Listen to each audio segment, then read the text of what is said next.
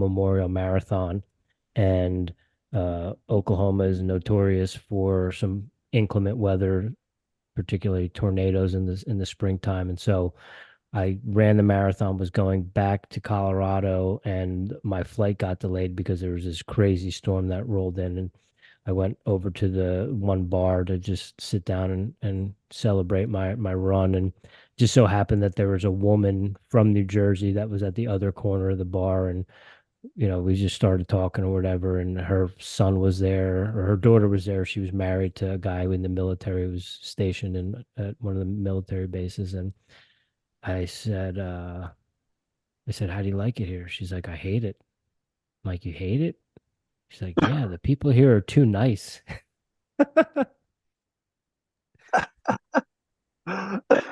Well, there you go.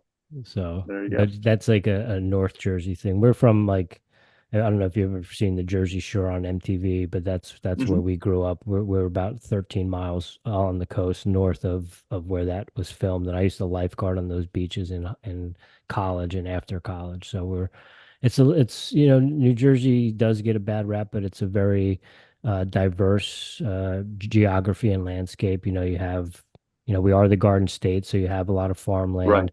I recently found out per capita, New Jersey has more horses than anywhere else in the United States.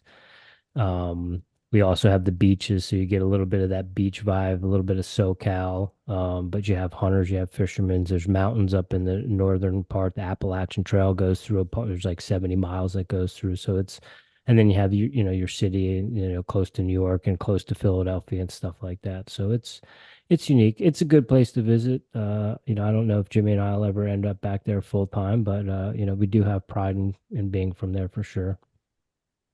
For sure. For sure. And So, and man, I'll have to look in, not to say that you're not telling the truth, but per capita more horses. Obviously, being from Kentucky, the horse capital yeah. of the world, that would be that's unique. But again, horse racing is pretty big and popular up there as well. It kind of goes from the Kentucky Derby to up there around New York area. And um, I think that's a misconception that a lot of people don't realize is like the Northeast, man, there's beautiful, it's not just a city. There's a lot of mountains and trees and tons of farmland up in that region. So Yeah, yeah. It's a, it gets a little bit of a bad rap. It is definitely you can find those rude people and stuff like that for sure. But like I said, I've lived all over the country, and there's good people everywhere, and there's crummy people everywhere. So, yeah, yes, yeah, for sure, for sure. so, so we are live with the University of the Cumberlands. Are you the director or the head coach? Do you go by the director? Director, yes. Okay, director of cross country and track and field, Bradley Sowder. Coach, how's it going tonight? Man, it's going well. It's going really well, guys. I appreciate it. As I told you, this is the first podcast I've ever been on, and you could probably say it's a box that's on a bucket list to be checked. And so I'm really excited to be here with you all tonight. Awesome. Awesome. So, Coach, what we like to do with our guests when we start is we do a little bit of a through line to make a connection, how we came onto our radar and that sort of stuff. So, Jimmy and I both grew up as runners. We were also wrestlers. When we got into college, I went the running route and Jimmy went the wrestling route.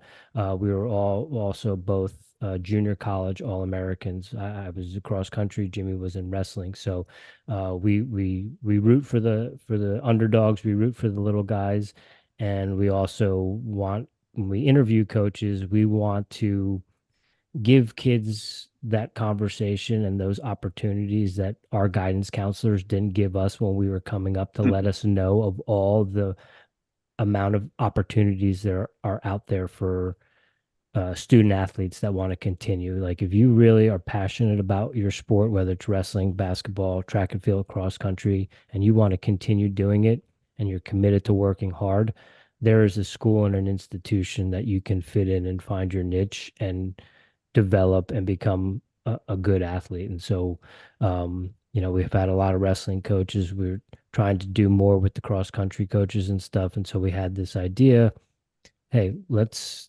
go back to our wheelhouse. Let's look into the JUCOs. Let's look at the NAIA. Let's look at D2, D3. And then another thing, when I was graduating from high school, I was a recruit for Scott Simmons at the University of Mobile when he was coaching down Mhm. there when he first got his coaching start. So I almost was an NAIA athlete. There were some, I made the mistake of bringing home the Mobile Times or whatever the paper was. And on the front page of the paper, it was just talking about how bad the pollen was in Mobile, Alabama.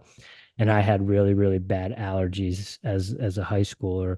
And so my parents kind of were like, I don't know if that's really a good idea to go down there with your health and all that. And so that kind of put the kibosh on it. But I was very close to being an NAIA athlete. So I respect what y'all do. And I know that there's opportunities for athletes out there. So we wanted to get you on and also congratulate you. Y'all were indoor national champions. You had a pretty solid cross country season too. So welcome to Airey Bros Thank Radio, you. and let's get into it with you. Yeah. No, man, I appreciate it. Thank you. Absolutely. And coach of the year indoor too. Yes. Yeah. So And that's an accumulation of a lot of people working together. Yeah, that's beyond just one person for sure. so coach, you took over the program in 2002 and it's 22. 2022, I'm sorry, No, you're 2022. fine. And you know, you guys got, like Rich said, you guys got third and you just won indoors. How's that feel? Is that ahead of schedule, behind schedule? Did you kind of know coming in you had a good team to work with, or is this something you kind of pull the rabbit out of your hat and you guys are crushing it right now? Yeah, so a little bit of all three. When I signed on 2 summers ago, I told our president and our athletic director and the entire athletic department and anybody who would listen, give me 4 years to win a national championship, or you could fire me. And that turned a lot of eyes and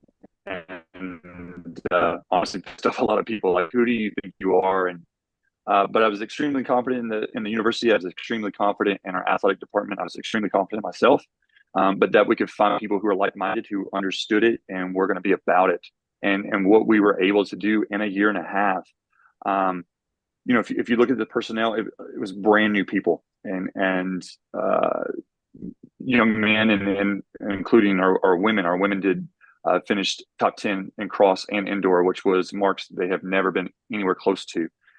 Was finding these men and women who are just, okay, we understand the vision, we understand where we want to be, and we're willing to do the work to get there. And yeah, it may be a little bit ahead of schedule, but going into this year on paper, I started looking and it's like, man, we are going to be in a really, really good position. And after the fall being on the men's side, 21 points away from winning, it was like, okay, we've got some pieces at home to add to this, and we can take care of this indoors. So it was kind of forecasted, a little bit of a surprise because it happened as fast as it did. I was thinking, okay, 2 years, 2.5 years, we can handle this, a year and a half. But it was a lot of new pieces that were added to it very, very quickly. And coach, this is your alma mater too, correct? You're an alumni. That is correct. Yes. So it definitely it means that was one thing that I was not prepared for is when I started coming back to it and being involved and the university as itself, it is not the same school that I attended when I was a student athlete, but man, there's just this sense of our athletic director, Chris Kraftic. He talks about you need to love the logo. And when I first heard that, it was just words. And man, within 2 weeks on campus and being involved in recruiting and kind of selling the program, this vision. Honestly, man, like I can't look at the logo without choking up because it's just not a logo. It's not just a mascot. Like, it's everything we're trying to be about within this program every single day. And like, what does this stand for? What does it represent? What does it mean to you? And we try to illustrate this daily to the men and women of this program, where it's like, okay, what does this mean to you? And why does this matter? And yeah, that hit me a lot harder than I expected it to. It's like this is it, man. This is home. So yeah, that's exciting. And so when you got into coaching, when you got your start, was it always a goal of yours to make it back to the University of the Cumberlands? Oh man, I I don't know how much time you guys got for that. So this is actually year 20, and, and I knew since high school. My wife and I, we've been together since high school, and I'll never forget. I remember sitting on the track with her and telling her, Misty, when I become a college coach, this is who I want to be, and this is what I want to do, and this is how I'm going to operate, and blah blah blah blah blah. I'm definitely kind of a planner and an A-type personality, so everything's kind of an OCD. So all these things are kind of just very methodical and thought out. But even at an earlier age in high school, it's like this is what I want to do, and all of this comes back to I wanted to be the coach I never had and always wanted. I had 4 different coaches in high school, and like there's just a lot of things missing. And I look back and there's a lot of frustrations of like the wouldas, the couldas, the shouldas.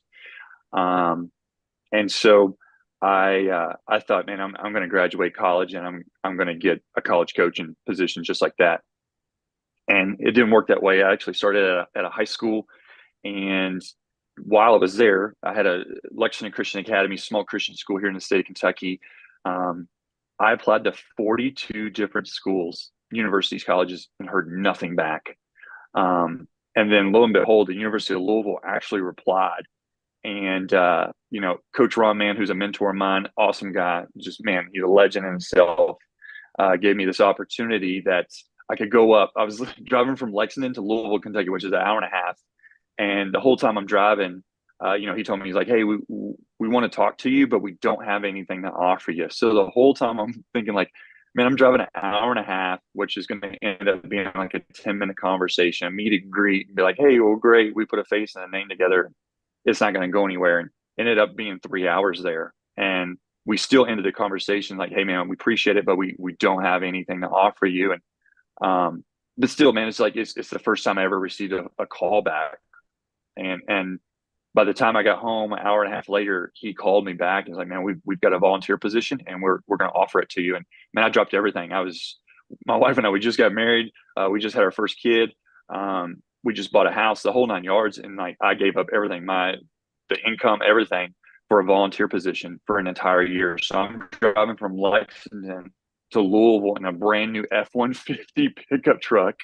And this is when the economy like crashes and everything. So gas is like $5 a gallon, and I'm doing this for free just to get my foot through the door. And so that opened up another opportunity. I coached a little bit with high school and then went to a D3 school. And while I accepted a D3 school position, the University of Cumberlands called me. And I'll never forget it. It was the former athletic director, Randy Vern. And he calls me and I was like, Randy, I have dreamed and waited for this phone call for so long. And he's like, well, man, this isn't going to take very long. And I was like, but I can't accept it. We had just had our second kid, and man, it just didn't feel right. It didn't feel right for the family. It didn't feel right for us as a whole. And it was so hard to push away your daydream, because this is what I wanted and where I wanted to be at. And so for several years, I will share, like, I could not drive past the campus and look at it because there was anger and bitterness and resentment, resentment towards my family, resentment towards my wife, resentment towards the school, God. I mean, everybody. It was just like it was someone else's fault, and this was not fair. And I wasn't going to ever get that opportunity again. And long story short, I got out of coaching for 3 years, lost a bet with the Holy Spirit, ended up as a student minister at our local church, which was 300 middle school, high school, and college age students. I did not feel prepared. I wasn't ready. The former school I was at was miserable. And I was like, okay, there's another coaching position. I'm going to interview for it. And so I kind of made this deal with Jesus. So like, all right, man, I'm over the top qualified for this job. Like, I'm going to get this coaching job. But just in case I don't, this church approached me. I'll take the job if I don't get it, knowing full well I was going to get this coaching job. Sure enough, how things worked out, I did not get the coaching job. And I remember just going on a run, just being pissed. Like I got tricked, and came back home. I was like, all right, I'm going to do the minister job. I gave, it was the first time I ever used the word obedience. I told the Holy Spirit, I was like, all right, man, I'm going to trust and be obedient. And I hated it. But for 3 years, I just prayed every single day. I got up and ran. And I was like, man, Holy Spirit, let's just shoot it straight. Like, my heart, my desire, my passion is to coach. Like, my ministry. This is how I can wash feet and crap, man. You even know the location. Like, can we both be on the same page here? That if the University of Cumberlands ever calls me, that I have your blessing to accept it. And honestly, man, like, I turned 40. And I was just like, I'm going to have to start accepting that college coaching is no longer going to be on my timeline. And this was my identity. This was who I was going to be. This is how I was going to be. This is what I was going to do until I retired. And here I am, year 3 out of coaching, and something that, like, it's fun, like ministry's fun, changing lives. This is not my calling.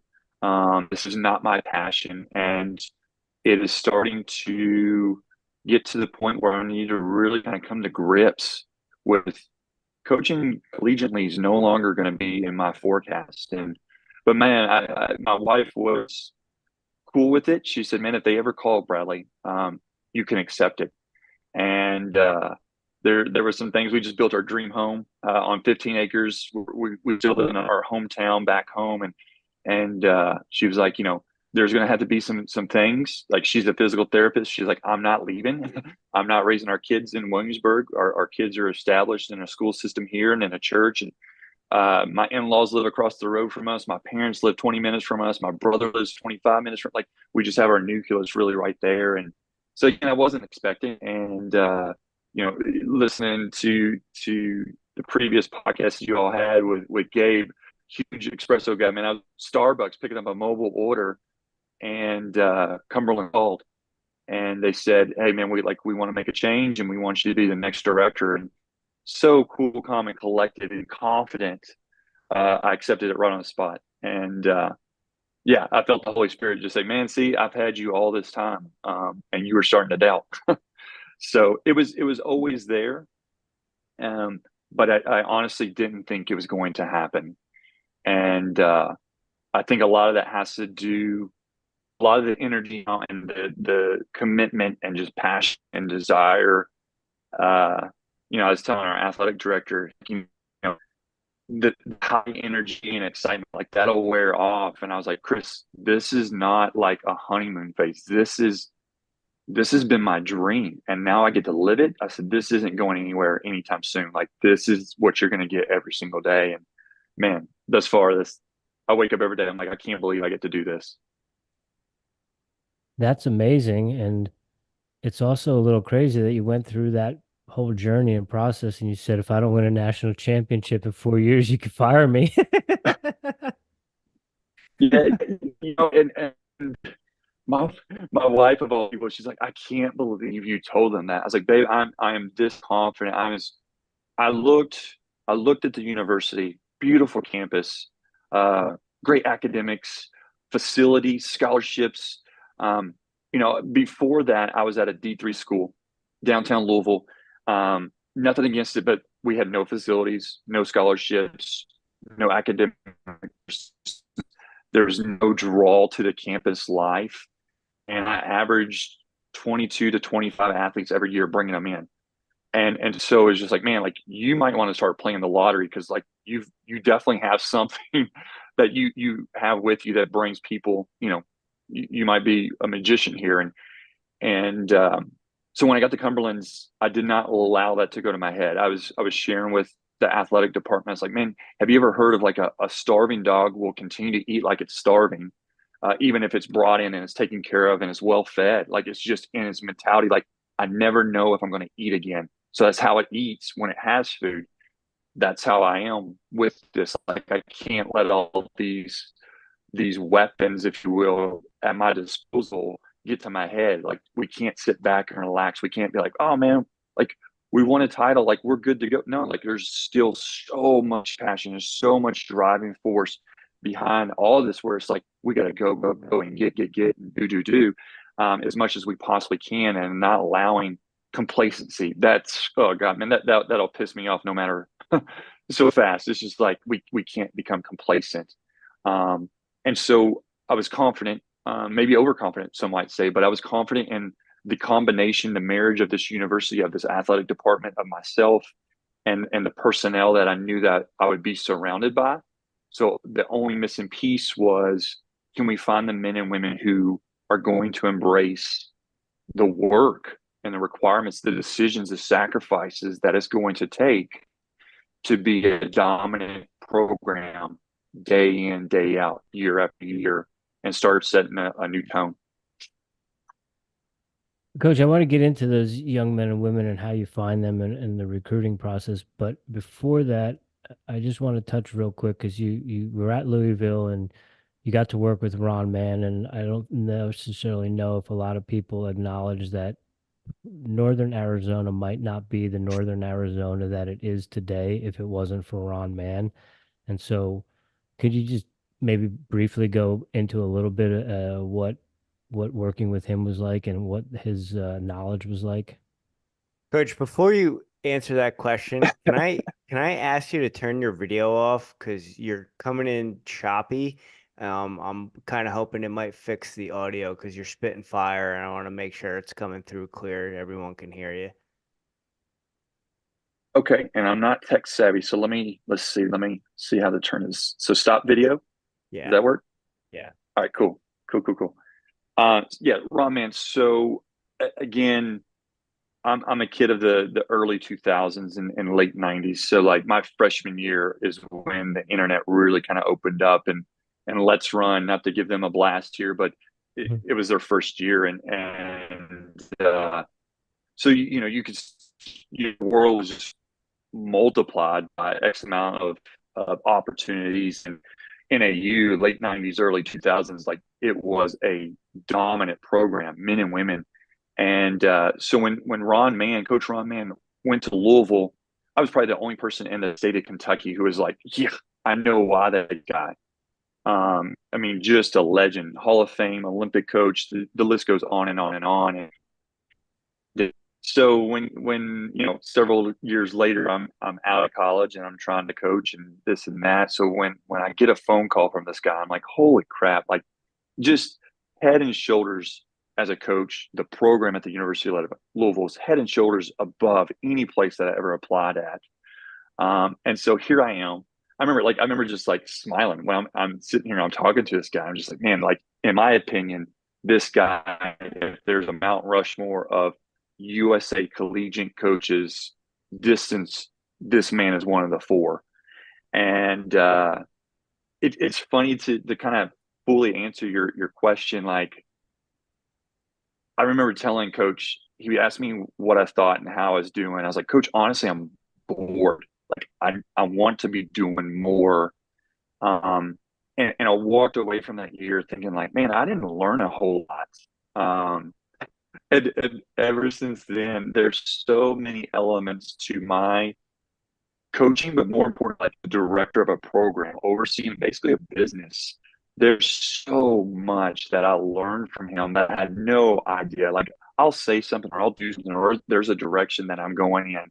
And it's like, where the crap did I learn that? Or where did it come from? And it's like, oh man, Coach Ron Mann, absolutely. Taught me that and mentor. As we're going into cross country nationals, like I've never been a head coach at a national meet. And one of the coolest conversations about the week before we're about to fly out to Washington, it's just like, all right, coach, like I think this, and this. Am I missing anything? And man, we just have like just this heart to heart from like a head coach to a head coach. Hey, if I could do it all over again, Ron Mann saying this is something that you might want to keep in mind. And of course, he just wrote a book this past fall and it came out. And so I'm reading it and I'll read a chapter and call him. I was like, we're kind of working through that together. And it was just, one of the first people to call me and congratulate me, and just, man, his mentorship, and more importantly, his friendship has just meant the world. And here's a guy who's, he's old enough to be my grandfather. So he has this grandfather aura about him, but I know the work and the amount of respect that this man has earned. And the fact that I can just call him on the drop of a hat and he will pick up, and it could be about anything, is extremely valuable. And to hear the joy that he has in his voice of, congratulations or this and that, it's cool, man. It's really, really cool. That's awesome that you still got him on the speed dial there, and he'll pick up for you. That's amazing. It's coaching, yes. I'll bounce ideas off of him. Like, again, I've been a head coach pretty much my entire life, other than the 1 year at Louisville. But there's a little bit of a difference between head coach and director. And man, right now we got 121 men and women within our program. That's a huge operation. And before last year, I never really had a coaching staff, maybe a graduate assistant, and that's it. Well, now we got full-time positions and people that I'm very fortunate and blessed to be working with. And so it's more like, hey, let me make sure I'm doing this right. Or, coach, if there was things you could do all over again, what would it be? Or how would you approach this differently? Or, his wisdom and life leading up to now is very, it's cool to be a part of that. And then the bounce out is off of him training wise. Like, this guy, you're talking about speed dial, like who he has in his phone and his contacts. And, the big thing was double T threshold. And we started doing that last year. And man, we started creating some new stuff with that this year. And, Mike Smith out of Northern Arizona is doing that. And so I'm like, hey, coach, like, this is what I'm thinking. What are you seeing with Mike? What are you seeing with this guy? What are you seeing with these other guys? Like, Coach Mann and I were very scientifically based. There has to be a mathematical equation to it. So we start throwing out this data to each other, and man, like, next thing you know, we're 45 minutes into a conversation, and it's not even what we were calling each other about. And it's just, we talk the same language, and I think that's one reason he and I connected so well, so far back and still to this day.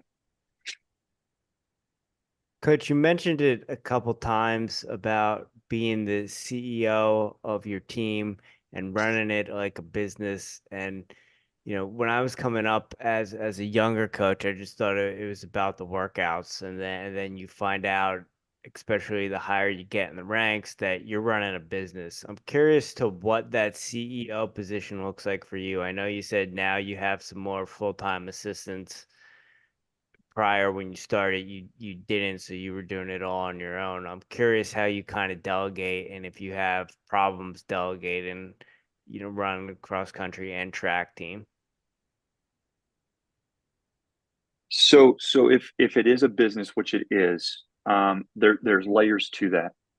Our mission within the University of Cumberland's track and field cross country program, we're in the mission of taking daydreams and making them real day events. I tell men and women all the time that are looking at us, that we're recruiting, who are maybe even recruiting us, like, listen, there's so many other schools and there's so many other coaches that if we're having a conversation, we want you here. Two, if you're choosing us, man, what a privilege that we get to have that, other than the birth of my two kids, to see a young man, see a young woman take a daydream, something that might be on a sticky note or in their notes in their phone or on an index card or written on a mirror or whatever, and turn that into a real day event, man, there's nothing cooler than that. But to even have the backstory and know all the decisions and the sacrifices and the adjustments and all the work and all these things that went into that, man, that is so cool. And so that's the business that we're in. But it is also like we're trying to produce a product. This product is the identity. The product is a result. The product is an outcome that these men and women and this program is trying to accomplish. But then, I tell people all the time, like, they're like, how do you go from ministry to coaching? Man, they are so similar to each other. We're trying to help people see something that they can't see for themselves right in front of them.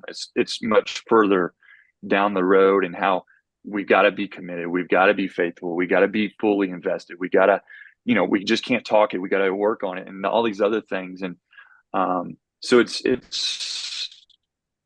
again, we're trying to, we say that we're trying to take moments and turn them into memories. And can we collect enough memories or moments that make these memories that are going to last a lifetime and that have results that we're proud of.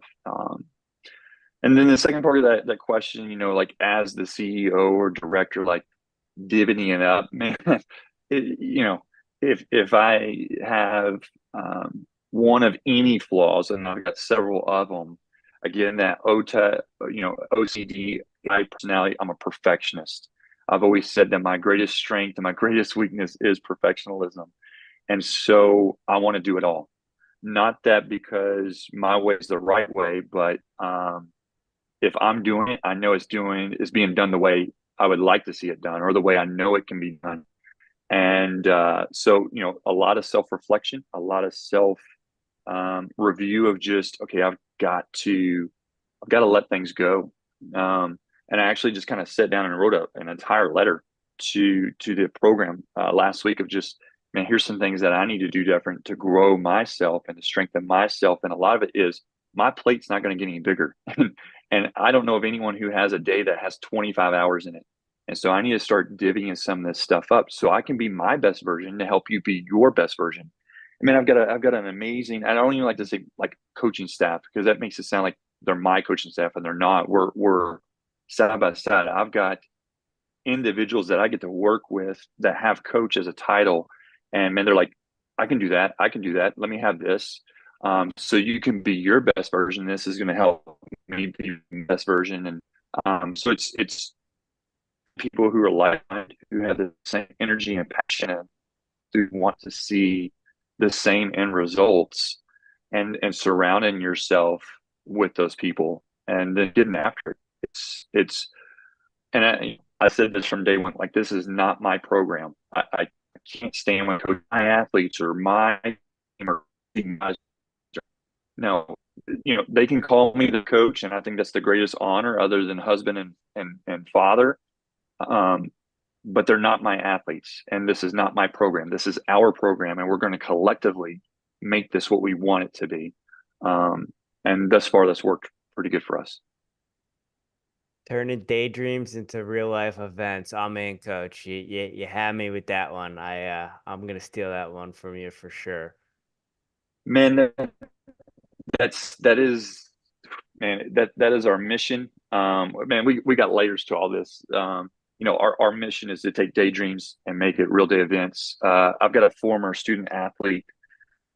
He told me, he said, man, he says, you say a lot of things, and I've heard you say a lot of things. He said, the thing that stood out to me the most is you told me I've got 100 goals on my bathroom mirror, none of them belong to me. And he's like, coach, when you said that, that's when I bought in. It's like, this guy is fully invested into everyone else's goals, ambitions, desires. And one thing I tell athletes, and again, I'll tell athletes, like, yes, I know this sounds egotistical and arrogant and maybe even cocky, and so be it. You are not going to find anyone who wants to accomplish your goals. And again, it goes back to like being the coach I never had and always wanted. And I don't want a conversation to start with a would have, a could have, a should have. And so, a lot of people ask, what's the perfectionism of irreplaceable? And I don't want to be replaced. I don't want it to be, man, I could tell the coach and they sound like, or they do this exact thing, or Coach Sowder does exactly the same thing as they do. Like, I want there to be this confidence that if there's 1% and 1% that separates the men and women of this program to everyone else that they line up to or compete against, it's like, man, this guy right here is doing everything he possibly can to help me be my best version and accomplish my goals. And that's all I need. And it's not for my own enjoyment, but it's for their own satisfaction and confidence that, okay, these guys don't have this guy and I do. And that is what, if nothing else, is going to be the difference maker. So I tell men and women, like, at the end of the day, man, 90% is the athletes. Like, it does not hurt me to write training.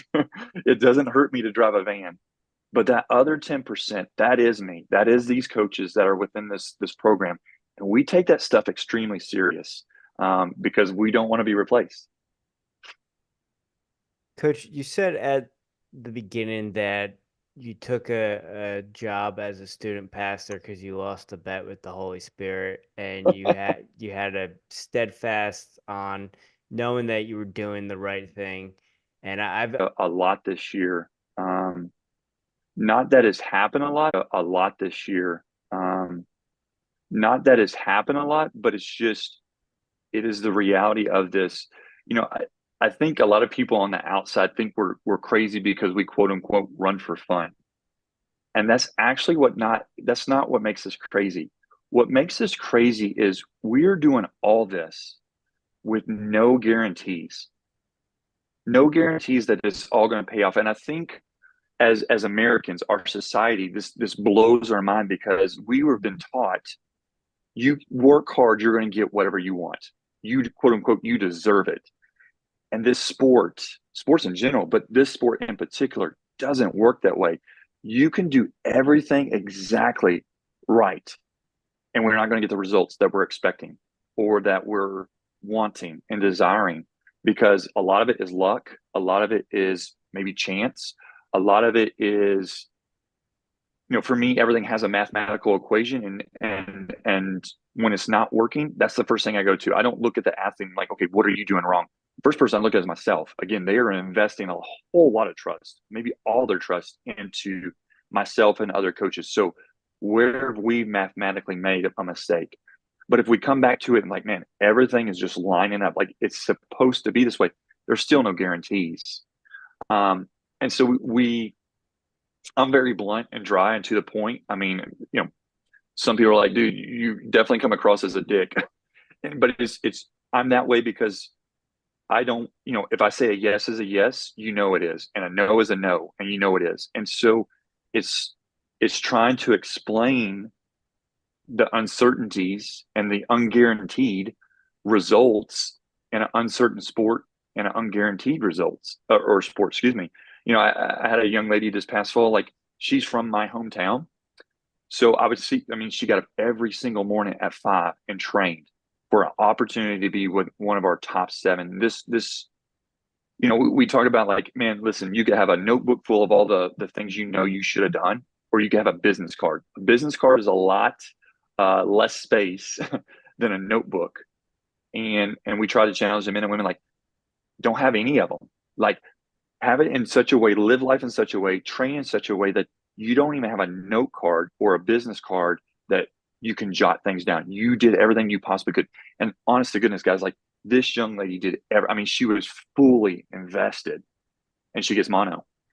She gets something that's ended up growing in her lungs, and she can't even finish the entire season. And she's in my office bawling her eyes out because she's like, I did everything I possibly could. I believe it, and I know it. I saw it, and yet she did not reach the goal that she wanted to achieve. And so you're asking, like, how do you counsel this individual? A lot of it is like, okay, listen, this is not your identity. You're more than just a result. You're more than just a runner. You're more than all this energy and effort that you've put into this outcome. This is going to mold you, though. This is going to shape you. This is going to prepare you, because this isn't going to be the last time that we put everything into something and it doesn't go the way we expected or planned or mathematically solved it for. And, it's funny because a couple of days ago, she and I were talking, and she's like, man, I just learned so much from that experience, and it still hurts, but I would not have known all these things had that not happened. And so it's trying to help them see beyond just that moment, which is hard because we're fully invested into that, and seeing that, okay, this still can have a positive, and we can still work through these things. And again, I think especially like distance running, but track and field, cross country in general, like there's so many things that it can prepare us for beyond track and field and cross country and collegiate athletics that we're going to look back on as like, yep, that shaped and molded and prepared me for whatever the next thing comes along. And really trying to just help them see that, and that, okay, this is a moment and it sucks, but what are we going to do now? And that's that's where I definitely get some looks from people. It's like, okay, this is really crappy, but where do you go from this? And they want to, they want to sit there, they want to pout and complain and be bitter, and I've been there, but it's like, all right, we don't have time to waste. So like we did that. Where are we going now? And um, really trying to focus on forward thinking and progress. Yeah, it's coach. I had a coach who used to say when you're injured or in tough times is when you're going to really find out how much you love your sport. Because are you going to do the right things to get healthy, or are you going to go down the wrong road and have a pity party or maybe make some bad choices because you can't do what you love and you feel like the universe, everyone let you down or whatever. So I appreciate that mindset. I'm curious, how is that young lady doing now? Is she back healthy?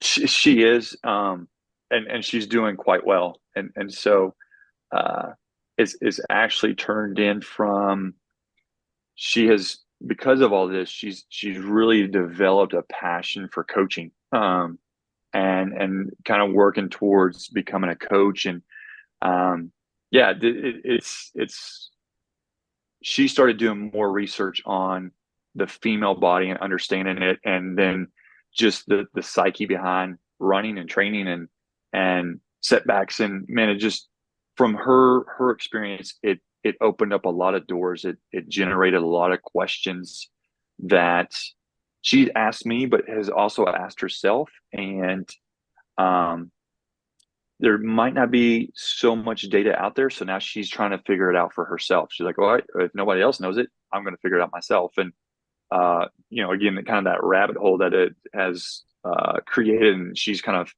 went through, I'm not going to say fall through, but went through. And man, what she's coming out and discovering with is honestly, I think a stronger, better, prouder version of herself, proud in a really just a self-confidence and understanding. And man, I'm more than just a runner. And yeah, that it's been remarkable to see just how a setback like that could create a empowerment in her. And you never want to wish injury or setbacks on anybody, but you do have to marvel, like you're saying, of man, you have this appreciation, and especially like with 18, 19, 20, 21 year olds, the group that I'm working with, like they think they're invincible. There's times on their side, and this is all going to last forever. And I'm sitting over here, I'm twice their age and old enough to be their dad. I'm like, guys, you really need to be eager about the moment and the opportunity. Like, you got a window. This isn't a door frame.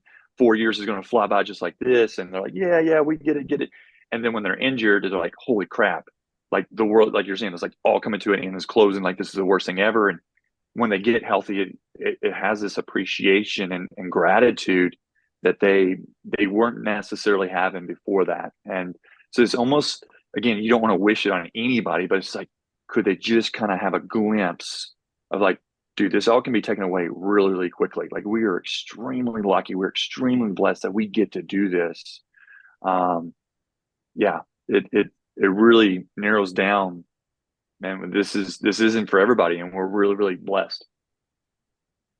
Yeah, talk about that gratitude too. That's one thing I try to impress upon my athletes is that they should always have in those tough moments, whether it's an injury or more specifically when they're actually racing and they're hurting and they're suffering, is to have gratitude for the ability to be able to push themselves like that, because not everyone has the ability to do that. Not everyone can run collegiate cross country and track and field. Not everyone can run the Boston Marathon. You have to qualify for those things. So when you're in that moment and you're suffering, instead of maybe perseverating on it or letting it get the best of you, you need to embrace that and have gratitude for it, because not everyone is as physically capable of doing the amazing things that you can do right now in the moment.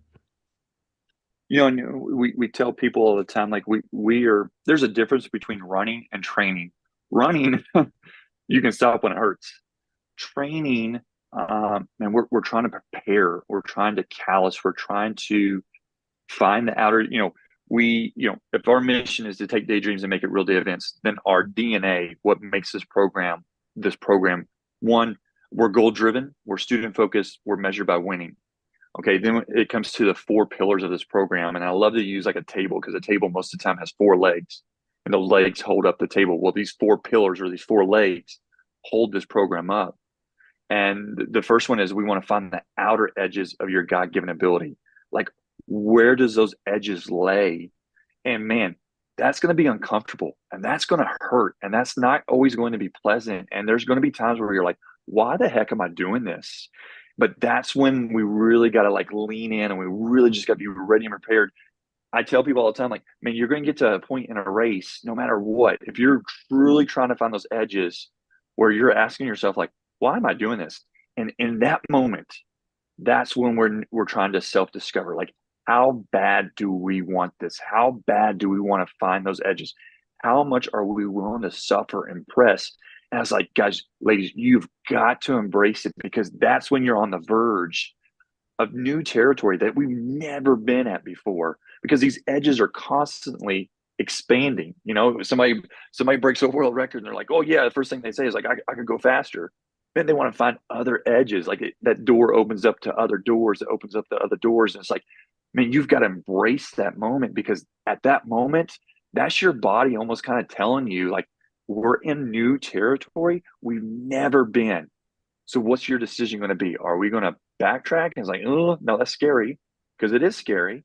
Or man, are we going to lean in and say, okay, let's give this everything we got and see where these edges truly lay, and find them. And that's, again, man, that is the reason I think we really need to be doing this. We define winning, one of our other pillars. We define winning within this program as being better than you were the day before and repeating it. And we put a lot of emphasis on that repeating. It's like, if you today got in a bar fight with you tomorrow, or you yesterday, excuse me, like, you today better beat you of yesterday's butt. Like, you need to be better. Put them in a chokehold, make them tap out, because tomorrow's version of you is going to better be able to do that to you today. And that's how we're finding these edges. Be the best version you can be of yourself every single day, and repeat it day after day after day. I'm using you that bar mentioned fight analogy. Oh, dude. Hey, so listen, man, third degree black belt in Shotokan karate. I was in the van with athletes. If I was in high school today, I would not be a runner. I would be preparing for MMA. Like, oh, dude, that's, yeah, MMA is where it's at. That's a man against a man, or a woman against a woman, just trying to beat the living life out of each other. Like, there's nothing more barbaric, or just to its rawest form. You versus me, who's got it?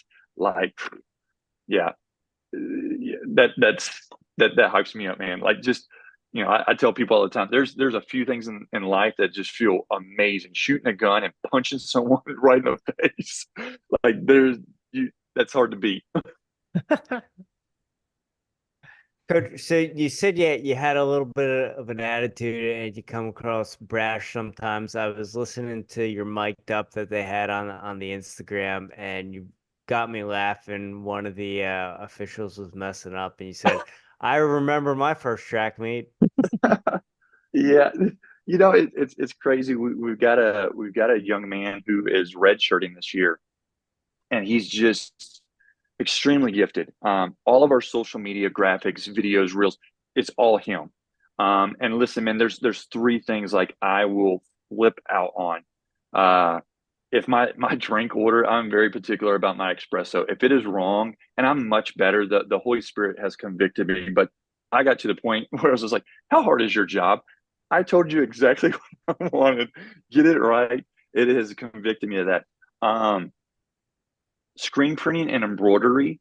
Again, I've been a high school coach. Hey, if you, and even a college coach, just like, if you say it's going to be done on a certain day, it needs to be done on a certain day. And then just piss poor social media content, like, will set me off to no end. And again, I'm a jerk about it. And so this young man, I was making social media content last year. Again, we got 121 men and women within this program. We're growing, we're expanding. It is consuming way too much time. This kid's got some skill set. He's got some interest, and now he's got some time on his hand because he's redshirting. He's like, Coach, let me take this from you. And I told the young man, I was like, this could either like set you up or this could ruin our relationship forever. Mhm. He's like, no, man, I've got it. And he has done such an amazing job. And he was like, hey, I want to put a mic on you at a meet. And I was like, oh, Lord Jesus, like, I don't know if this is good at all. And so he's got me for a couple minutes, and the starter's pistol's not working or whatever. And I didn't think anything of it. Heck, I don't even remember what all I said. And we got more feedback from that. My mom called me and she's like, Bradley, you were so hilarious. I was like, what are you talking about? She's like, I saw that reel where you're just like, I remember my first track meet. And I was like, what? And she's like, that is so, and like more people commented like how funny they thought that was and just my demeanor or whatever. And so I was like, okay. So Eddie's like, yeah, man, we're gonna mic you up a lot more. It's like, again, I don't know if that's good or not, because I am most people describe me as intense, yeah, and passionate. Those are probably the two most known adjectives to describe me. So Good adjectives. yeah, they are. yeah, I'll take them. So you said you got 121 athletes across cross country and track, and I was looking at your roster, and you have a pretty eclectic roster as far as where they're from. I'm interested in how you manage people from different countries, language barriers, things like that. Yeah. So, man, if there's kids on the moon, I'm recruiting. And there's a lot of people. I get a lot of hate because we are recruiting internationally. We got 29 internationals within the program. I think there is 14 ethnicities that are being represented. At the end of the day, man, it's finding men and women who are like-minded, who understand the mission, who understand what we want to accomplish. They understand where we're going, and they understand how we're going to work to get there. And this program isn't for everybody. But these men and women, they have what it takes, and they're willing to do what is required. And ultimately, they're willing to make the sacrifices. And I think a lot of people, they miss that idea, like these quote unquote internationals, because I try not to deviate between like domestic and international. There's those who want to do the work and are a part of this program, and those who don't. And that makes it sound very black and white, but I try to keep it black and white. Yes, there's some language differences, there's some cultural differences, but the one thing we can all agree upon, work and results. And I absolutely love that. I absolutely love that I can start a practice and there is 15 different languages being spoken, and I'm trying to learn all of them so I can say, good afternoon, how's everybody doing in one of those 15 different languages. The fact that half the program is learning German or Swahili or Arabic now, or Ukrainian, Italian. And then, obviously the kids or young people from the States are helping and correcting English or helping learn slang of English is fascinating. The fact that we can kind of break borders down, if you will, of spirituality, of cultural norms and expectations is second to none. And it's very eye-opening, I think, for those kids that come from the States.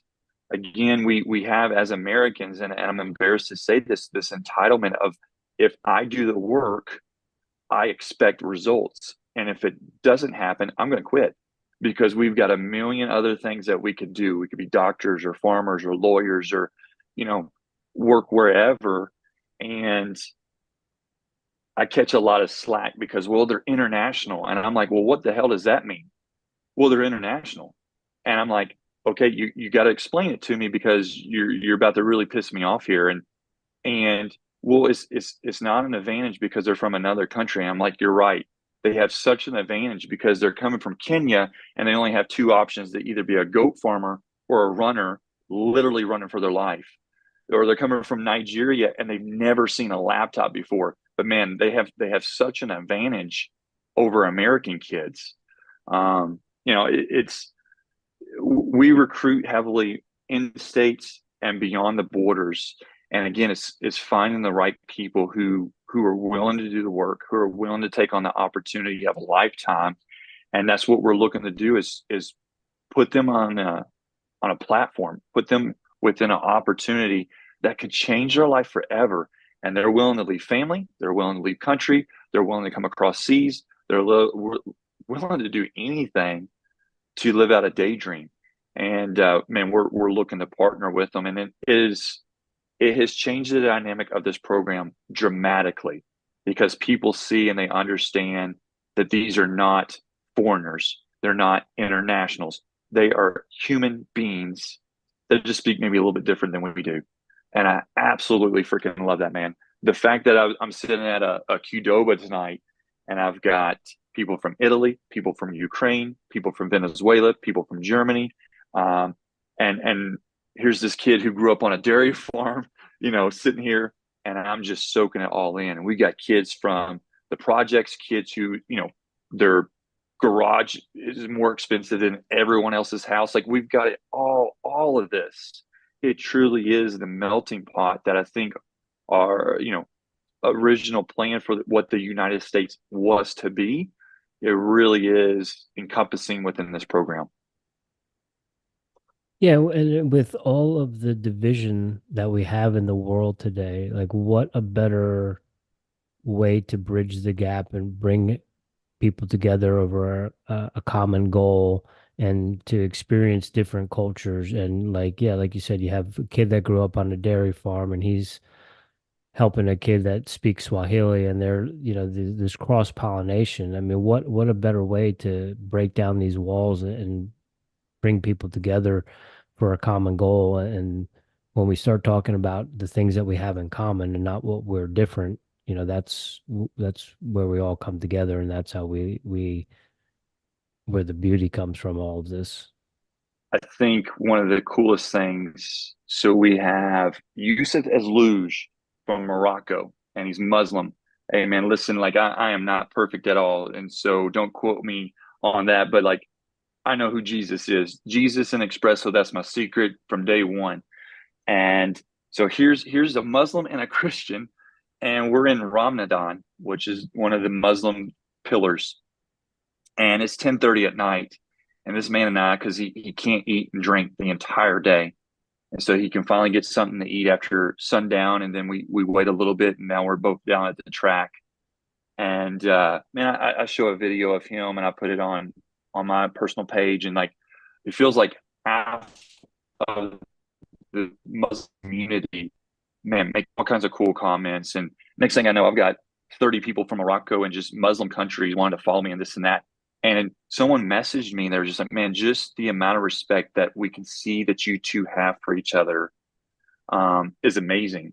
And probably the coolest message I've gotten this year is from Yousef. And I just messaged him one day. I was like, Yousef, and what most people don't know is, like, I've been recruiting this guy for 2 years now, and was finally able to get him approved and have him here at Cumberlands.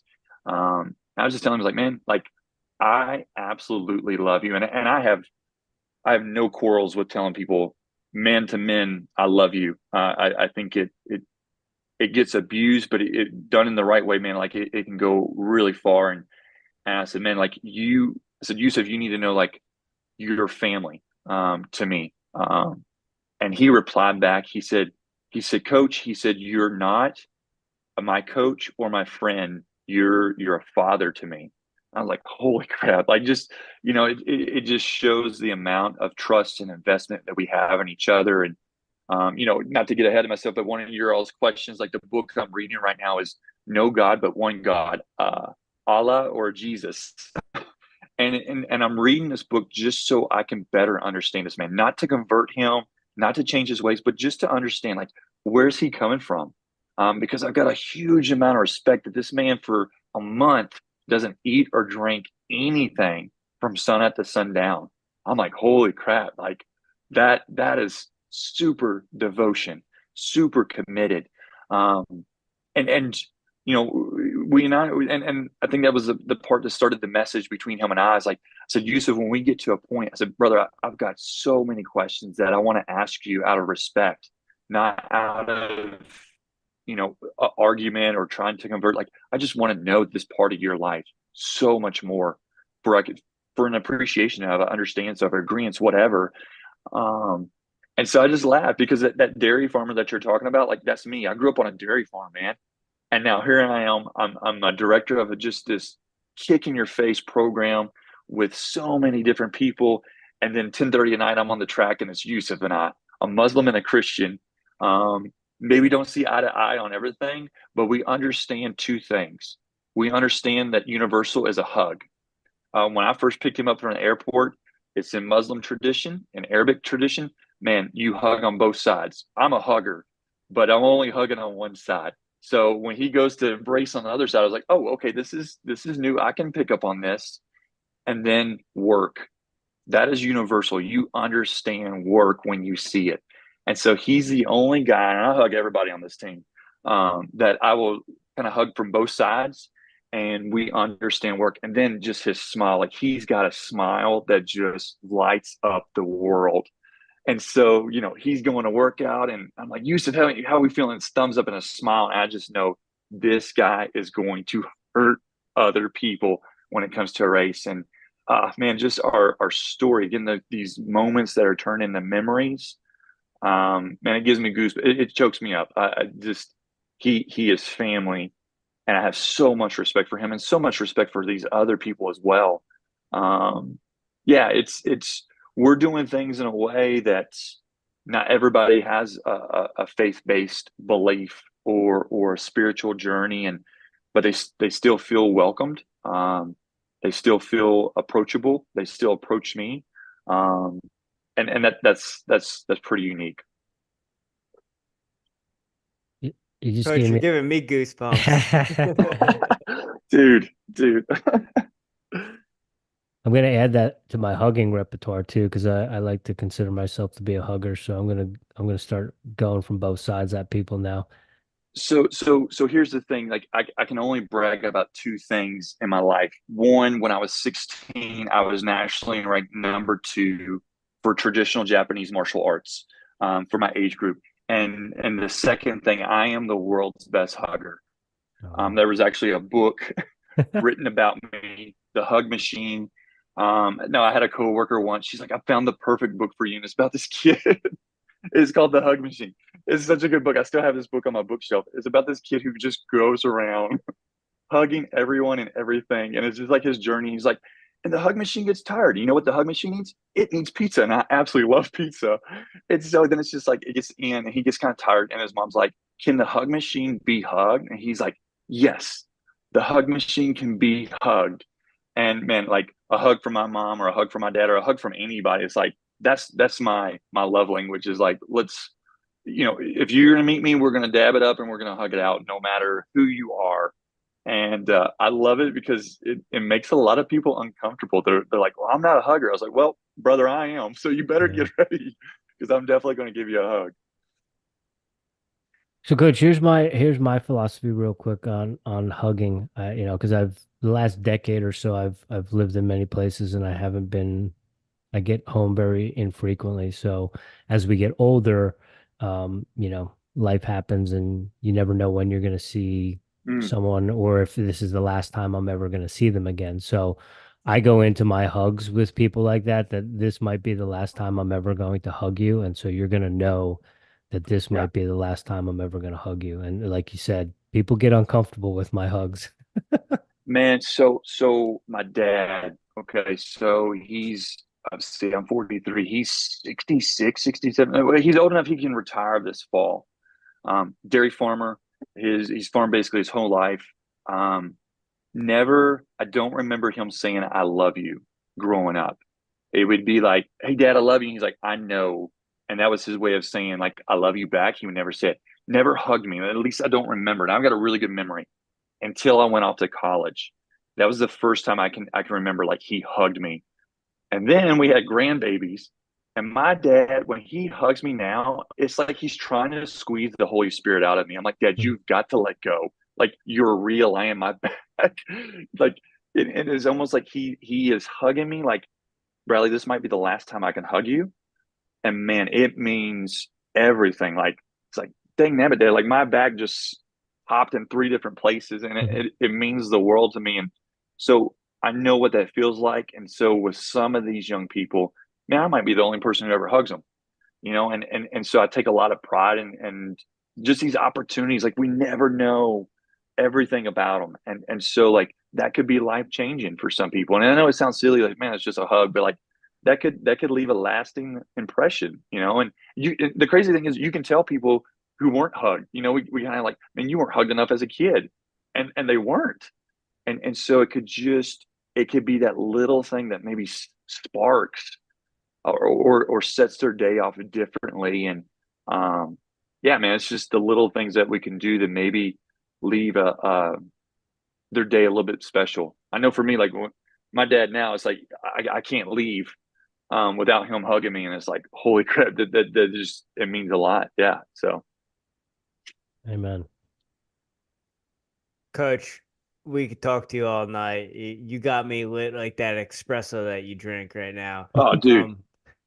One last question I have for you, if Rich doesn't have anything before we get in the final four. NAIA has a lot of different options. You guys have race walking, there's marathon. Just talk to the listeners about some of the other options that people can get coming to your school or other NAIA schools, and what that means to someone who's listened to this and has only heard of the NCAA. So at any level, we can take Division I because that's what most people know. All Division I is not the same. You have your Power Five, you have your mid majors. Same thing applies to Division II, even Division III, heck, even JUCO schools now, and NAI. You got some that are just your dominant programs, day in, day out. Why is it? Well, maybe they have a better budget, maybe they have facilities, maybe they've had a coaching staff that's been very established for multiple years, and they built it up to be what it is. You got others that are just starting, or just maybe don't have the right circumstances, or maybe they're just okay, and I hate saying this, okay with being okay, or whatever. But there's a multitude of kind of layers. You look at a University of Tennessee or a University of Texas. Okay, well, they're not the same as the University of South Alabama and the University Go of Jaguars. some yeah, or whoever. It's just, you're not comparing apples with apples here at any level. And so, like, the University of Cumberlands, what I'm trying to find and what I'm challenging and charging our men and women and anyone else within this program is, man, who are those top 3 or 4 programs that are just dominating day in and day out? And I think that's one of the ultimate compliments that we can give. I hate to say it, but like Indiana Tech, man, they are a dominant program that I'm looking at every single year. Milligan, I'm looking at those guys, those ladies, every single year. I mean, there's 3 or 4 or 5 programs. I'm like, dude, I've got mad respect for these guys. I got mad respect for these women. Dang nabbit, I want to be mentioned with them. I want to beat them. And so it's the ultimate form of flattery. It's like, you are on my radar. You're pissing me off because that's where I want to be. And so in this twisted way, it's like, man, you guys, you have it going on, and I want to be in the same conversation. I want to be in the same heat, if you will, with these guys. And not everybody is that way. Some people are like, man, we're just kind of, we're going to be a conference program, and if we can finish maybe the top half, cool. That's not me, and that's not us. We want to be, I don't want to just win NAIA. I want to dominate the NAIA. I want people showing up and it's like, crap, University of Cumberlands is here. Like, why do we even show up? This isn't going to be fun. This isn't going to be, worth our time. That's what we're trying to strive for and to do. And, I think Milligan and Indiana Wesleyan and Indiana Tech, like British Columbia, there's just some programs like, and I'm watching them. I'm studying their coaching staff. I'm studying their athletes. I'm studying their schools and their facilities and their infrastructure. It's just like, why are they so freaking good? And what do we need to do to be there with them? And so, you have all these different layers. And I think what separates the NAI from other ones is maybe there's multiple layers. It's maybe not mid-major and powerhouse. There's 1, 2, 3, 4, 5, 6, 7 layers within the NAI And it comes with an array of events. We have every single event underneath the sun, including race walk, including the marathon that you're not going to have in Division 1, 2, 3, or even JUCO. And there's such a niche because it has less rules. And so, all right, man, you're 28 and you want to still compete, right? You had some gap years between high school and college. You still can. You can't necessarily do that Division 1. You can do that NAIA. Some of the coolest stories with NAIAs are moms. Man, they've got 1 or 2, 3 kids and they're not done competing. They're not done with college. They go back to college and they compete. Like, holy crap, like what a story that they can have. It's like, yeah, I'm a student, I'm an athlete, and I'm a mom. It's like, what else do you got going on?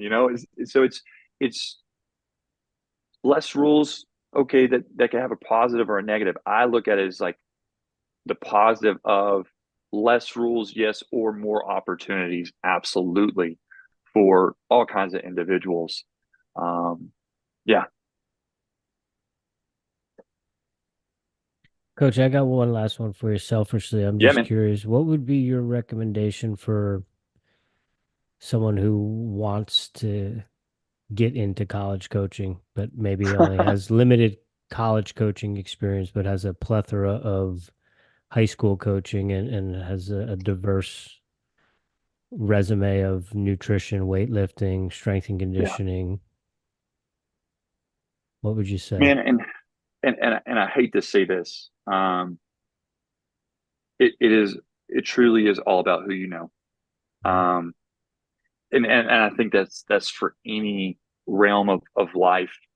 Obviously, I'm an alum. I knew that several of the personnel within the athletic department. Again, on paper, it's like this guy's been out coaching for 3 years. He's a minister. Like, what's he going to do? I'm extremely thankful. Like the school on paper took a shot. Um, I had coached at a D3 school. I had coached at 2 high schools, and I volunteered 1 year at the University of Louisville. Like, my resume wasn't oozing with this guy is going to help this program win a national championship in a year and a half. Like, nothing said that, but the right people knew my energy. They knew my passion. They knew my desire. They knew my drive. Um, and some of those people happened to be the ones who were looking to make a change or hire. To have a coach Ron Mann, a coach Pat Tyson at Gonzaga on my resume, to have just some people. A lot of people have asked, like, how were you able to bring in so many recruits? We brought in 80 athletes last year, man. It's like, dude, I've been waiting 20 years for this moment. I haven't just been sitting around jotting down notes. I've been working and networking and communicating with people. And now I'm finally in a position where I can pull the trigger on some of these things. I've got scholarship money. I've got some resources, and I'm still going to, act like I'm a starving dog and hustle, hustle, hustle. And it's all kind of accumulating together. But it's really, it comes back to, like, who knows you and who do you know? Can those people vouch for you? Are they going to be in a position where it's like, hey, I know exactly who's going to be right for this person? Um, and if that's not enough, like, can you put yourself in a position? Again, I took a shot, man. Like, I drove an hour and a half to Louisville thinking, like, this is going to be 10 minutes. I am wasting my time. And it turned into be something much more. Um, and I was willing to give up everything. Like, I went from making pretty good money. We just bought a brand new house. My wife and I both bought brand new vehicles. We just had our first kid, so it's like we've got enough income for all this, and I gave it all up for an opportunity. And again, it's I've got an amazing wife. I mean, she knew what she was getting into when we first started dating, but she also has been fully committed to this. And I'll never forget, she's like, Bradley, I will follow you to Canada if this is where it takes us. And now, I mean, she doesn't even live in the same town. Like, we are 2 hours away from each other. She is raising 2 kids on her own. I mean, she only sees me during the summer and very rarely on the weekends. But she agreed to this, and she's such she's superwoman. So you got to have that support as well. But you got to have the right people around you that know who you are, and if you're able to take those shots, volunteer. If you can be a GA at a place that is successful, and you can say, like, I was a part of this. that's probably your best bet of getting your foot in the door nowadays. Awesome. Thank you. Appreciate it. Yeah. Yeah. Coach, I'm happy we're having this conversation with you now before you get some more titles under your belt, because you're going to be hard to get on the phone because everyone's No, going to no. want to talk to you. So super Man, stoked that we got to have this conversation tonight. I mean, I'm feeling good. I've had 4 espressos already, so we could do this the rest of the night. I'm freaking wired right now. So, but All yeah, no, right. and yeah, go ahead. No, you can go. Now I was gonna say, it's someone asked me that the other day. They're so since winning a title, how has life been different? Um, Honestly, the only thing that was different for about 2 weeks on campus, and we got a pretty small campus. There are only 2,000 students on campus. Man, everybody and their brother was like, "Coach, congrats!" And I had no freaking clue who they were. I was like, "I've never seen you my whole entire life." Other than that, though, still got to do an expense report. Still got to set up. We had a home meet 2 weeks later. Still got to take the trash out. On Wednesday. Still got to do everything else is exactly the same. And I'm so thankful for that. I'm so thankful that this isn't going to define me. It's not going to be my all. I'm still just I'm Bradley, and I'm very grateful for that. And I've got I tell people all the time, Jesus had an inner circle of 3. I've got an inner circle of 5 because I'm not Jesus, so I need more personnel around me to keep me grounded. And yeah, man, there's still the same expectations and still demands and accountability, and it's just having some really good people around me. It's like, okay, that was cool, but like that was back in late February. What are we doing now? And that grind.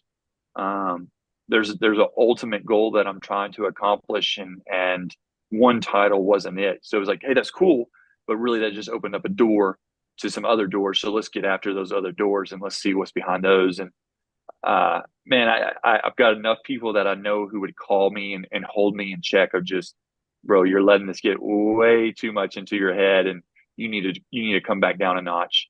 And so I like to think that I'm just Bradley. And so, no matter how many more titles we win, I hope that I continue to be that coach I never had and always wanted, and come back to that every single day. I love that.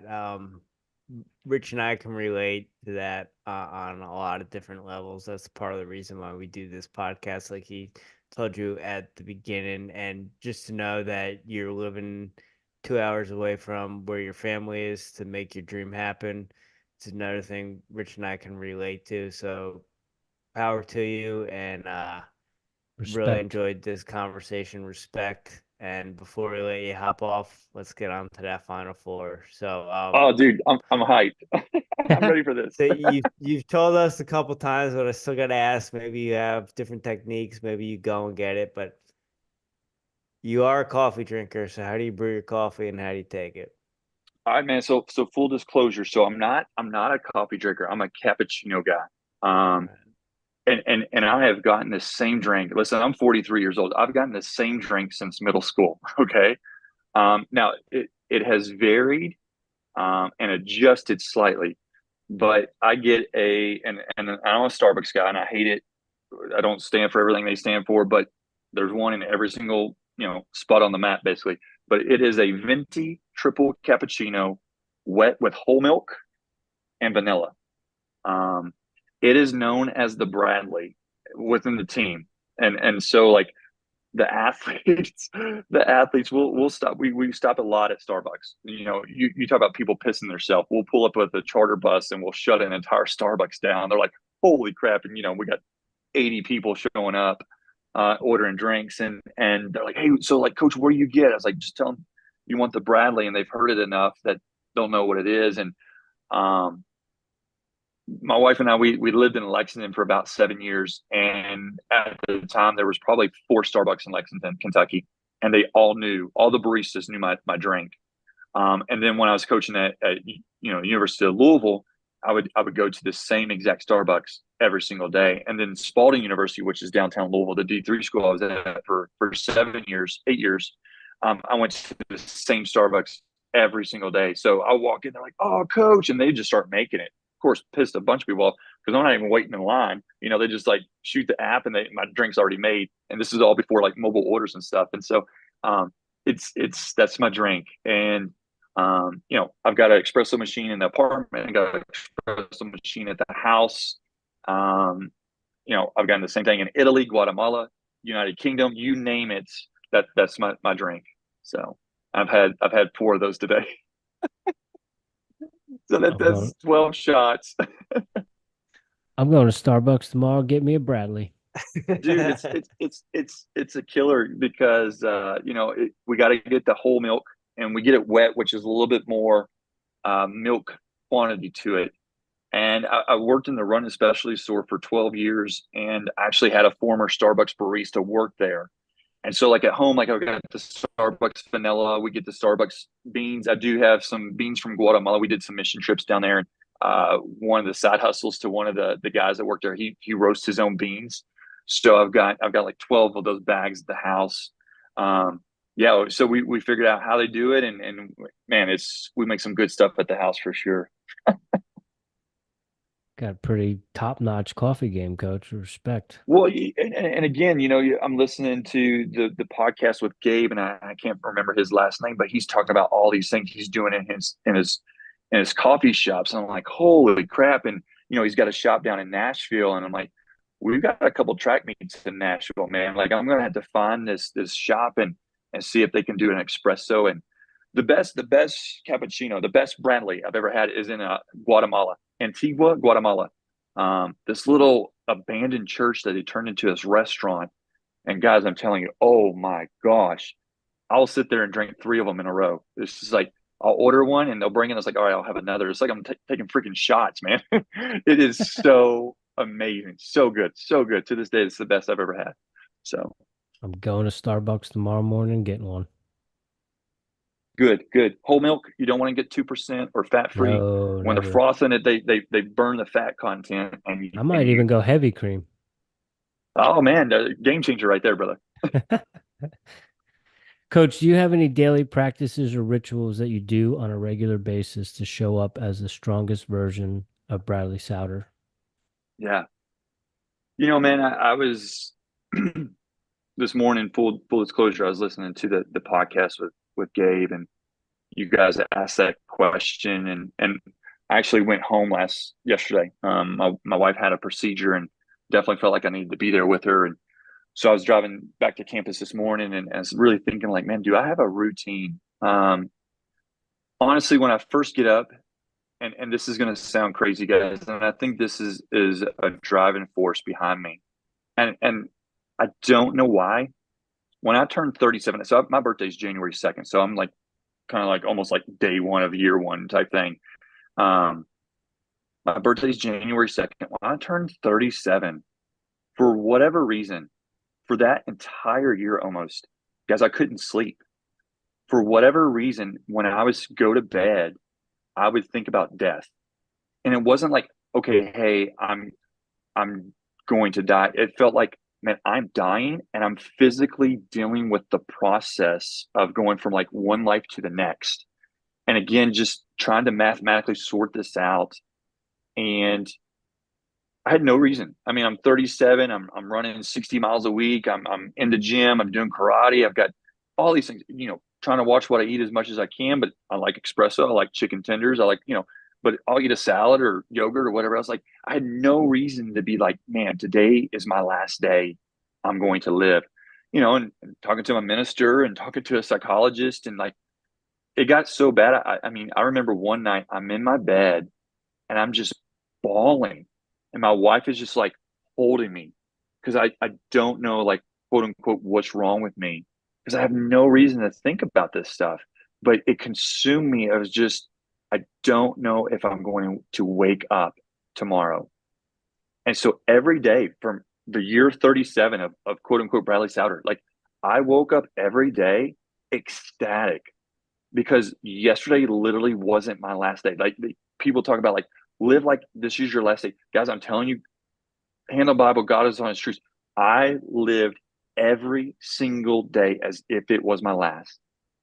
And I've been doing that ever since. And so when I wake up in the morning, it's not like, oh, hey, okay, it's another one. I'm a morning person, full disclosure. But two, I jump out of bed. I'm like, holy freaking crap, let's go because I'm awake. Like it literally hits me. Bradley, you're awake. That means you're alive. You've got to go do something with this. Like there is a purpose, there is a reason. And that is if that's how I'm starting the day, guys, that's how I'm starting the day. Like that is the mindset. And again, attitude, mindset equals actions, actions equal results. I tell people all the time, you don't have time to waste. I don't have time to waste.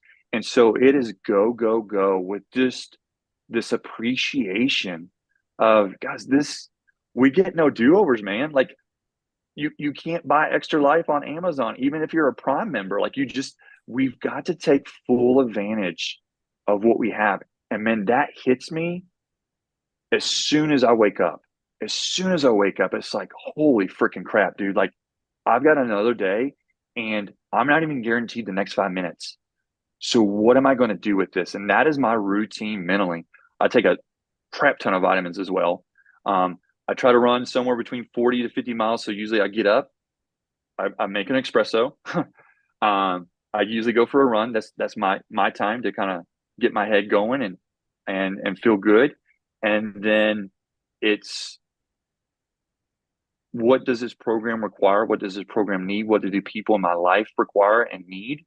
How can I be the best version of myself? And it's usually like that until 11:30 at night, and then I go to bed. And then if God willing, I wake up the next day, and it's like, holy freaking crap, I get to live another day here. My motto is to live life as though heaven doesn't exist with the confidence that it does. If you think about that for real, like, man, if you were like, there's no guarantees of anything past this, this is the only day that I'm guaranteed, or this moment right here is the only thing I'm guaranteed, you start looking at things a little different. But if you have the confidence that, man, this is not the end of me, but I'm going to almost treat it as it is, dude, I've got a win-win no matter what. I am living life to its fullest with confidence and assurance that, man, when my time's up, I'm just jumping across the street to something way cooler than what I have here. And I've got it really freaking cool where I'm at. Amen. And coach, after that answer, I don't know if I'm going to be able to sleep tonight.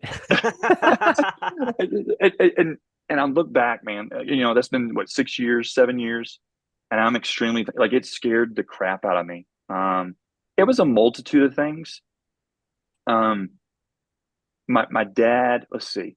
So yeah, he had like turned 60, 61 or whatever, and started having some health issues a little bit. And that just, man, that's my rock. That's my hero, Um, my wife's best friend, husband, a couple of years older than me, dude wakes up, goes to work, boom, dead instantly, right on the spot. I'm like, what the crap? There was just a few things that just like kind of sparked my interest. It was like, no way. And it just hit me and I could not shake it. And I look back, man, and a lot of people don't know that. I shared that with the program once. Last year, I shared it with the men and women of the program. Obviously, my wife knows it. I shared it with my dad. I think what really kind of startled me is like, none of us waking up think like, okay, this could be my last day. But like, does anybody ever do that? Does like an 81-year-old or a 90-year-old get up and they're just like, holy crap, I'm still alive? Or do we just get in such a routine where we expect it? It's just like, yep, it's another day. And we just don't take full advantage or appreciate what we have. And like, I think it was almost God's way of showing me like, you're not guaranteed this. You better live this to the best of your ability. Like this is such a gift. And man, since 37, it does not, I do not allow it to pass me by. I appreciate that mindset, and I'm gonna have to steal that from you because there's definitely days that I don't live the best I could or make the most out of every moment. So I'm gonna add that to my toolkit. So thank you for that. Brother, you're stealing a lot of stuff. All this stuff is copyrighted. Okay, I got 10% royalty on. No, I'm playing, man. Take anything I'm saying. Send me your Venmo. It's just Send gonna you a go couple to Starbucks Espresso. cards. I was gonna say, Yeah, yeah, there you go. dude. Hugs and gift cards. I'm golden. Let's go. All Coach, what are you listening to right now? Music, podcasts, audio books? What are you reading? Man, so I'm a huge music guy. Of course, I'm on the road a lot, so like it's loud and man, especially now the weather's nice. So I've got a big truck I'm driving. I got the windows down and music blasting. I'm a guy from late '90s, early 2000s, so alternative rock. Um, just by chance, yesterday, "Evil Empire" by Rage Against the Machine. I think it was like it marked the 24th or 25th anniversary of when that came out. Dude, I played that whole LP and didn't even know it was like the anniversary of when it came out. Saw that on Instagram yesterday. I was like, no way.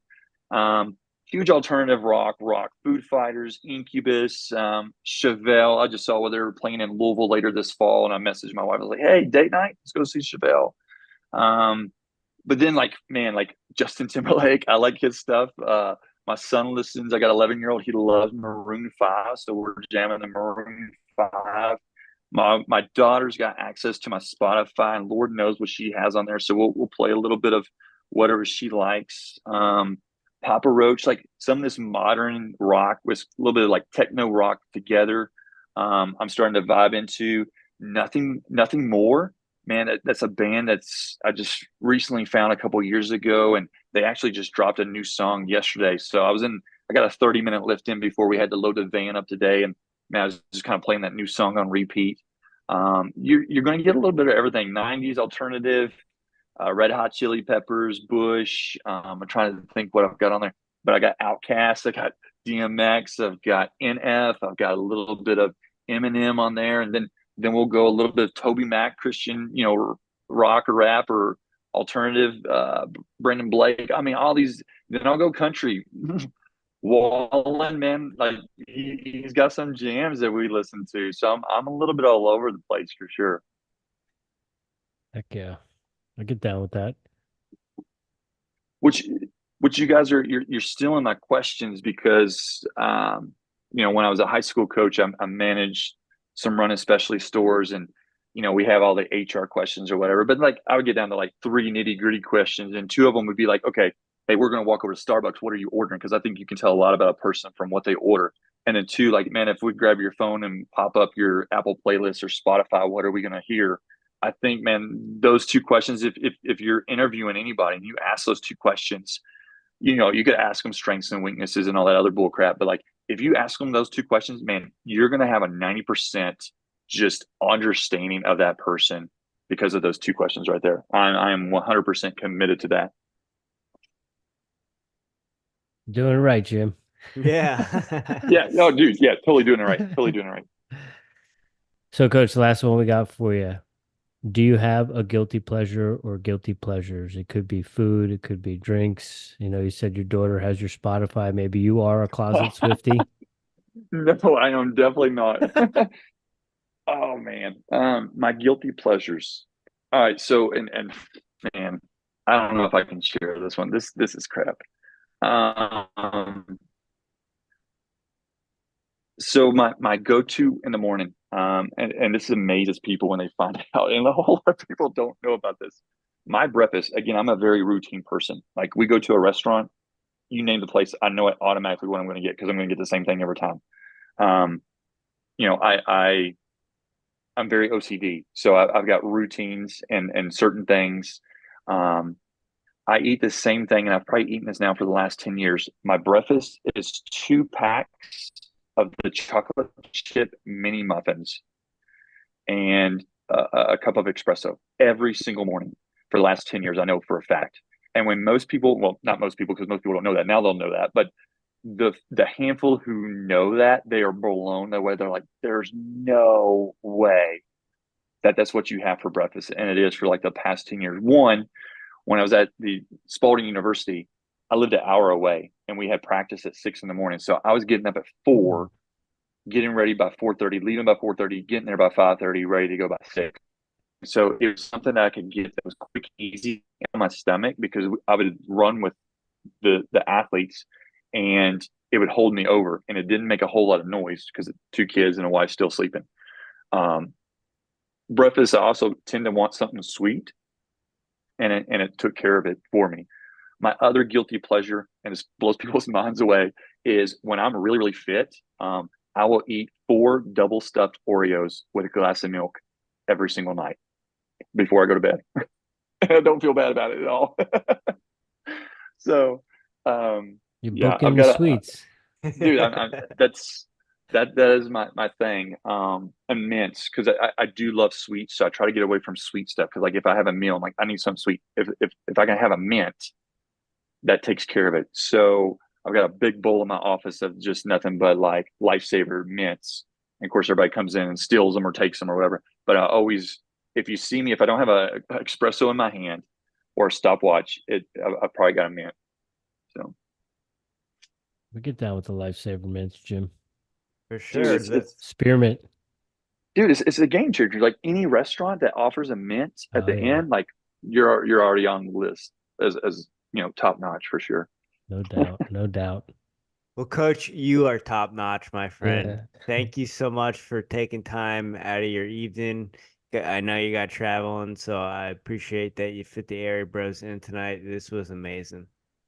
Well, guys, I appreciate it, man. And like I said, this is I've got a couple buddies who do podcasts, and I listen to podcasts as well, because I do from time to time do get tired of music, and you just want to better yourself, and just there's so much content and knowledge out there that's so rewarding, and so I've always kind of pondered, just maybe egotistically or selfishly, whatever. It's like, yeah, it'd be so cool to do a podcast. So when I got your all's email, I was like, oh my gosh, like I was really honored, man. Like this has been a lot of fun, and I appreciate it. Well, when you get that second national title in a month or so, we'll have you back on to chop it up again. We'll get into some other things that we left on the whiteboard that we want to ask you. Man, I can't wait. Outdoor Nationals, holy crap! Like this one's gonna be a real dogfight. There's some other. It's gonna be close, and I'm really excited to see how this all plays out. Well, you got two new fans in the Airey Bros. We're pulling Oh for you. man, I love it, guys. I love it. I appreciate it. Thank you. Thank Thank you. you, Have a great Coach. night, Coach. Good luck tomorrow. All right, we'll see you.